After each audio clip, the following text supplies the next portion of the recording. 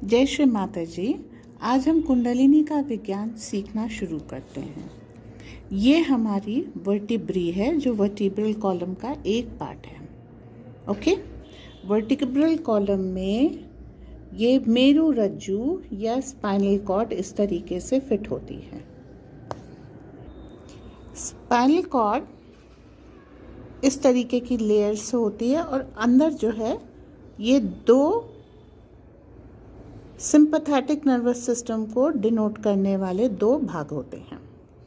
ठीक है, अब इसके सेंटर में यहाँ पर आपको एक छोटा सा काला छेद दिखाई देगा।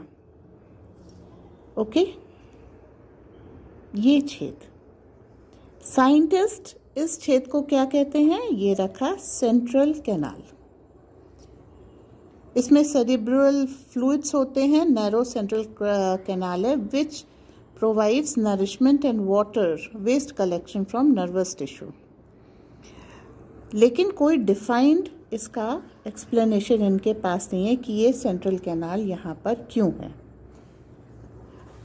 इसको ज़्यादा अच्छी तरीके से हम इस डायग्राम में देख सकते हैं। ये जो छेद है ये सेंट्रल कैनाल है। एक्चुअली जो भारतीय साइंस है, माइथोलॉजी नहीं साइंस, इसमें इस सेंट्रल कैनाल में 3 नाड़ियां बहती हैं, इड़ा, पिंगला, सुषुम्ना। ये मेरा मिरर इमेज है। अगर मेरे सामने बैठे व्यक्ति पे मुझे बताना है तो ये सत्य है। हाथ मेरी तरफ खुले हैं, द पर्सन इज फेसिंग मी। तो जो मेरे सामने व्यक्ति बैठा है उसकी लेफ्ट साइड पे इड़ा नाड़ी, जो सामने व्यक्ति बैठा है उसकी राइट साइड पे पिंगला नाड़ी और उसकी सेंट्रल जो है ये सुषुम्ना नाड़ी। तो ये है left sympathetic nervous system, right sympathetic nervous system, central parasympathetic nervous system. ये पूरा इस नाड़ी में बहता है।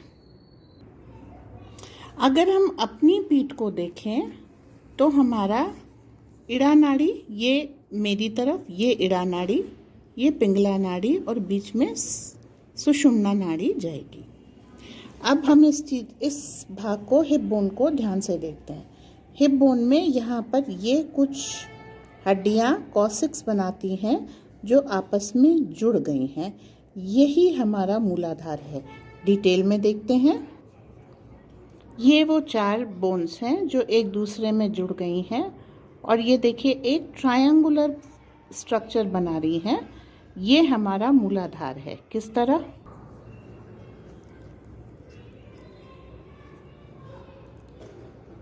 ऐसे करके अगर हम दिखाएं तो ये हमारा एक ट्रायंगल बन जाता है, जो एक लाइट कलर से हमने इसको कलर करके दिखाया है। ये एक ट्रायंगल है जो नीचे की ओर पॉइंट करता है। ये हमारा मूलाधार है। इसके अंदर मां कुंडलिनी और मूलाधार चक्र है।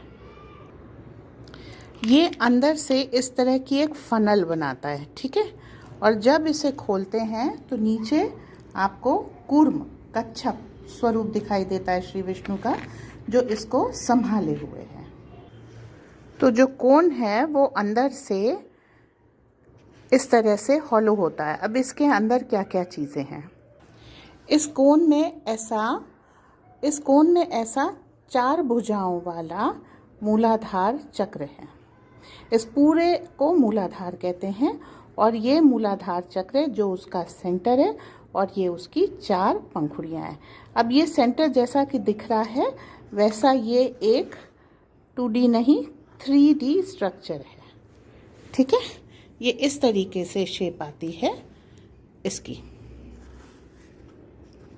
ठीक है, ये 3D पिरामिड जैसा स्ट्रक्चर है। तो मूलाधार के लिए जहाँ भी हम वो करेंगे, देखेंगे, तो वहाँ पे हमको पिरामिड मिलेंगे। ये पिरामिड विश्व भर में हर जगह बने, 27 जगह बने होंगे और ये कुंडलिनी की, श्री कुंडलिनी की पूजा करने के लिए। तो अब श्री कुंडलिनी कहाँ है? इस मूलाधार के टिप पे सर्पिणी रूप में श्री कुंडलिनी विराजमान है, जैसा कि आप देख सकते हैं। ये 3.5 कुंडल में यहाँ पर विराजमान शक्ति हैं। ठीक है, ऐसे ये मूलाधार चक्र को लपेटे हुए सुप्तावस्था में पड़ी रहती हैं। 1, 2, 3, 3.5। ठीक है, ये 3.5 कुंडलों में मूलाधार के पिरामिड को लपेटे हुए माँ कुंडलिनी विराजमान रहती हैं। जब ये जागृत होती हैं तो ये हिस्सा जैसे ऊपर उठने लग जाए, ऐसे करके ये ऊपर उठने लगती हैं।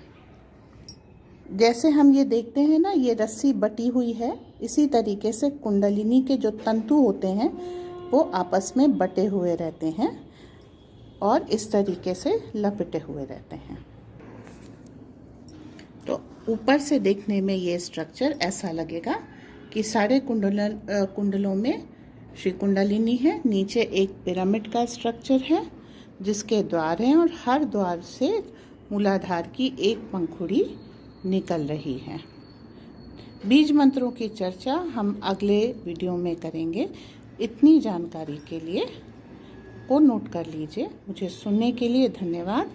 जय श्री माता जी।